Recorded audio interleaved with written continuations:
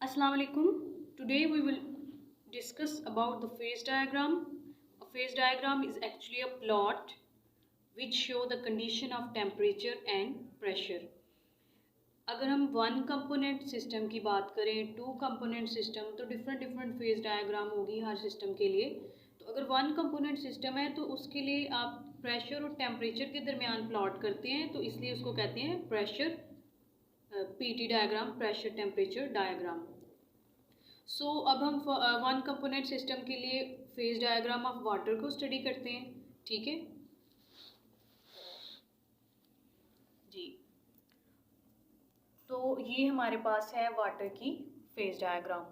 Okay, इस phase diagram को explain करना है आपने। ठीक है, सबसे पहले आपने कर्व्स को एक्सप्लेन करना होता है, फिर आपने एरियाज़ को एक्सप्लेन करना है, फिर आपने ट्रिपल पॉइंट को एक्सप्लेन करना है। अब हमें वाटर है तो इस चीज़ का हमें पता है कि वाटर में वन कंपोनेंट सिस्टम है। ये एक वन कंपोनेंट सिस्टम है, इसलिए इसकी जो पी और टी डायग्राम होगी, प्रेशर और टेम्परेचर के दरमियान डायग्राम होगी। और ये देखें, वाटर सॉलिड फॉर्म में भी हो सकता है, लिक्विड फॉर्म में भी हो सकता है और गैसियस, तीनों फॉर्म में हो सकता है। फेजेस इसमें तीन हैं, कंपोनेंट इसका वन है। ठीक है, ये देखिए तीन फेजेस ये वाली हैं। अगर आपको फेजेस और कंपोनेंट को के बारे में क्लियर नहीं है कि इसको कैसे फाइंड आउट करना है, तो काइंडली मेरी प्रीवियस वीडियो चेक करें, वो आपके लिए हेल्प करेंगे। ठीक है, आपकी हेल्प करेंगे। तो सबसे पहले मैं कर्व्स की अगर बात करूं तो इसमें तीन कर्व है, ओ ए, ओ बी एंड ओ सी। तो ये देखें, ये हमारे पास है ओ ए कर्व। ओके, ये हमारे पास है ओ सी कर्व और ये हमारे पास है ओ बी कर्व। अगर मैं ओ ए कर्व की बात करूं तो इस कर्व में दो फेजेस एग्जिस्ट हैं। ये देखिए, ये कर्व है ना, तो इसकी इस साइड पे वाटर है लिक्विड फॉर्म में और इस साइड पे भी वाटर है लेकिन गैसियस या वेपर फॉर्म में। तो हम कहेंगे कि ओ ए कर्व में आपके पास कितनी फेजेस हैं?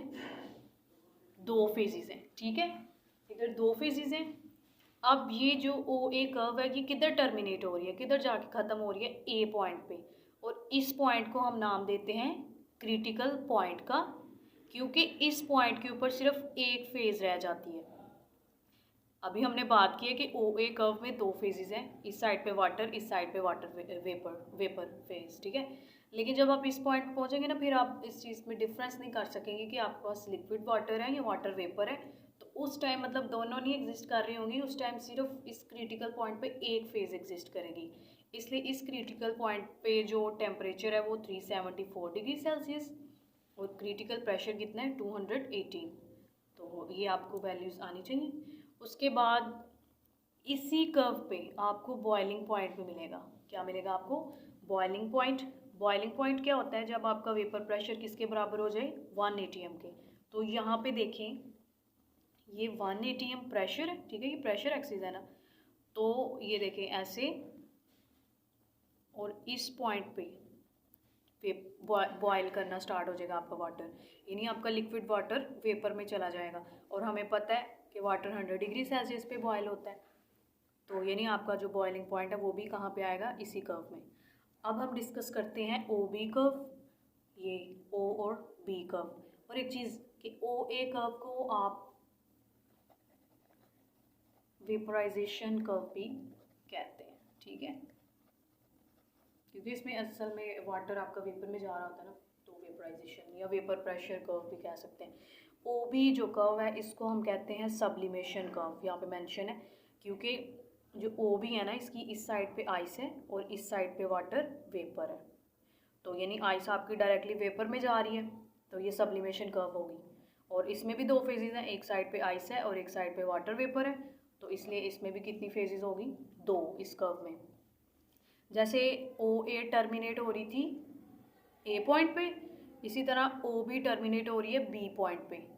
लेकिन क्या होगा कि जब आप -273 डिग्री सेल्सियस पे पहुंचेंगे, जब आप इस साइड को जाएंगे तो आपका जो टेम्परेचर है वो माइनस में जा रहा है ना, जब ज़ीरो से इस साइड पे आप जाएंगे, तो जब आप -273 डिग्री सेल्सियस पे पहुँचेंगे तो उस टेम्परेचर पे भला क्या होगा कि आपकी सारी की सारी जो वाटर वेपर्स हैं वो आइस में कन्वर्ट हो जाएंगी और आपके पास कोई वेपर नहीं बचेगा, no vapour, only solid.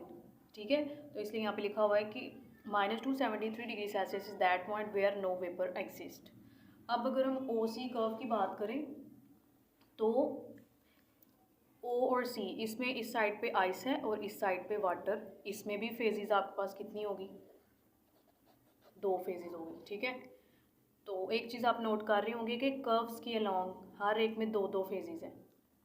Okay, अब इसमें आप, हमें पता है कि आइस ने मेल्ट होना है। ठीक है, तो इसे आप फ्यूजन कर्व भी कह सकते हैं क्योंकि इसमें एक साइड पे आइस है और एक साइड पे वाटर है, तो आइस ऑब्वियसली मेल्ट होके पानी में जाएगी। तो आइस जब वाटर बनेगी ना तो उसका ना प्रेशर जो है वो बढ़ता जाएगा। जैसे जैसे आप प्रेशर इंक्रीज़ करेंगे तो आपकी जो आइस है वो वाटर में कन्वर्ट हो जाएगी, क्योंकि आइस का वॉल्यूम ज़्यादा होता है ना। ठीक है, और वाटर का वॉल्यूम होता है कम, और वॉल्यूम हमें कम चाहिए क्योंकि हमें हमें वाटर चाहिए, हमें आइस नहीं चाहिए। तो हम क्या करेंगे, प्रेशर को इंक्रीज़ करते जाएंगे। जैसे जैसे आप प्रेशर इंक्रीज़ करते जाएंगे मेल्टिंग पॉइंट कम होता जाएगा और आपके पास वाटर आ जाएगा। तो अब जितनी भी कर्व्स हैं उनके ऊपर गिब्स फेज रूल अप्लाई करते हैं। सबके ऊपर सेपरेट सेपरेट अप्लाई करने के बजाय अगर आप एक ही दफ़ा अप्लाई कर लें, क्योंकि कंपोनेंट तो एक ही है ना, 1 कंपोनेंट सिस्टम को हम स्टडी कर रहे हैं, तो सी तो हो गया 1। अब पी कर्व्स में, सारी कर्व्स में देखिए पी क्या है, 2 आया ना, तो वो मैंने 2 लगा दिया। तो इसको सॉल्व करने से f इज़ इक्वल टू 1, यानी ये एक यूनिवेरिएंट सिस्टम है। यानी ये जो कर्व्स है ना, कर्व, इनके अलॉन्ग आप क्या कर सकते हैं, एक चीज़ को आपने फिक्स कर देना है। ठीक है, और दूसरी को आप चेंज कर सकते हैं। जैसे यहाँ पे अगर मैं इस साइड पे अगर मैं टेम्परेचर चेंज करती जाऊँगी ना तो फिर मैंने 1 एटीएम प्रेशर कांस्टेंट रखना है, या अगर मैं 1 एटीएम प्रेशर कांस्टेंट रखा हुआ तो इस साइड पे मैं टेम्परेचर चेंज करते जाऊँगी। अगर मैंने टेम्परेचर कांस्टेंट रखा हुआ है, जैसे 100 रखा हुआ है, तो फिर मैं प्रेशर को चेंज कर सकती हूँ। ठीक है, यानी इसमें डिग्री ऑफ फ्रीडम 1 है। इसी तरह अब मैं ट्रिपल पॉइंट की बात करती हूँ। ये जो ओ ए, ओ बी और ओ सी, जिन 3 कर्व का हमने अभी जिक्र किया, तीनों कर्व इस पॉइंट में मिल रही है ना, ओ, क्योंकि अभी हमने कर्व्स में देखा 2 2 फेजेस एग्जिस्ट कर रही थी, लेकिन हमें पता है कि वाटर की 3 फेजेस हैं, तो कोई ऐसा पॉइंट भी तो होगा ना जहाँ पे तीनों एग्जिस्ट करें, तो वो ये वाला ट्रिपल पॉइंट है। ओके, इस ट्रिपल पॉइंट पे तीनों फेजेस आपस में इकट्ठी एग्जिस्ट करती हैं, तो इसलिए point O is called the triple point. This is that point where all the phases coexist. 3 phase हैं, तीनों इकट्ठी रहती हैं। अब और इसमें आप देख लें कि इसमें जो टेम्परेचर है वो 0.076 या 78 डिग्री सेल्सियस है, और ये इस पॉइंट पे मीट कर रहे हैं, तो इसमें जो प्रेशर है वो 4.63 है, 63 या 58 मिलीमीटर ऑफ एजी। अब इसके ऊपर मैं डिग्री ऑफ फ्रीडम अप्लाई करूँगी, गिब्स फेज रूल अप्लाई करूँगी। तो हमें पता है कंपोनेंट तो 1 ही है, 1 कंपोनेंट सिस्टम की बात हो रही है, सी इज इक्वल टू 1। फेजेस इसमें 3 है, क्योंकि ट्रिपल पॉइंट पे हमने अभी बात की है कि तीनों फेजेस इकट्ठी एग्जिस्ट करती हैं, तो इसमें एफ इज इक्वल टू 0। जैसा कि हम पहले भी पढ़ चुके हैं कि ट्रिपल पॉइंट जब होता है तो तब हमें किसी भी पैरामीटर को चेंज करने की ज़रूरत नहीं है। अगर हम चेंज करेंगे तो फिर वो ट्रिपल पॉइंट नहीं रहता, इसलिए ये एक नॉन वेरिएंट सिस्टम है, यानी आप किसी भी वेरिएबल को चेंज नहीं कर सकते इस पॉइंट पे। अब एरियाज और रीजन, द लास्ट पॉइंट। ठीक है, 3 एरिया है इसमें, ए ओ सी, ए ओ बी, बी ओ सी। ये देखें, ये एरिया चेक करें, ए ओ सी। ठीक है, इसमें क्या है, ए ओ सी में इस एरिया में सिर्फ और सिर्फ वाटर है। सी ओ बी इस एरिया में सिर्फ और सिर्फ आइस है, और ए ओ बी इस एरिया में सिर्फ और सिर्फ वाटर वेपर्स हैं। तो यानी हर रीजन में, हर एरिया में एक एक फेज एग्जिस्ट कर रही है, इसलिए मैंने लिखा हुआ है कि ए ओ सी है जो उसमें सिर्फ और सिर्फ लिक्विड वाटर है।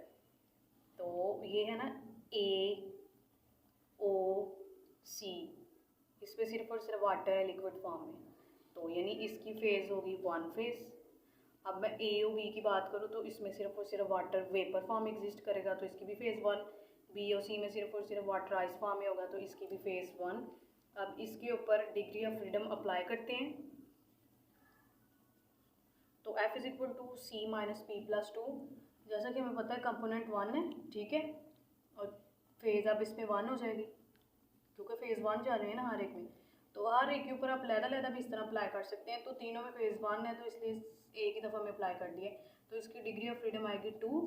तो यानी ये बाई वेरिएंट है, यानी एरियाज़ और रीजन्स में आपको टेम्परेचर और प्रेशर दोनों वेरिएबल्स को स्पेसिफाई करना पड़ेगा, चेंज करना पड़ेगा, और फिर आपको बताना पड़ेगा कि इस टेम्परेचर पे ये हो रहा है, इस प्रेशर पे ये चीज़ हो रही है, ठीक है। तो ये अगर आप बस आपको कहा जाए किसी भी फेज डायग्राम को एक्सप्लेन करना है, तो सबसे पहले आपने उसमें कर्व्स को एक्सप्लेन करना है, फिर ट्रिपल पॉइंट को, फिर एरियाज़ को, फिर सबके ऊपर आपने डिग्री ऑफ फ्रीडम यानी गिब्स फेज रूल को अप्लाई करना है। तो अगर वाटर की फेज डायग्राम आपसे पेपर में पूछी जाए तो ये जो इन्फॉर्मेशन है ये आपके लिए इनफ है। Thank you. अगर मेरी वीडियो पसंद आई है लाइक करें, शेयर करें और सब्सक्राइब करें। ज़्यादा से ज़्यादा शेयर करें, किसी चीज़ में प्रॉब्लम हो तो काइंडली कमेंट करें। Thank you.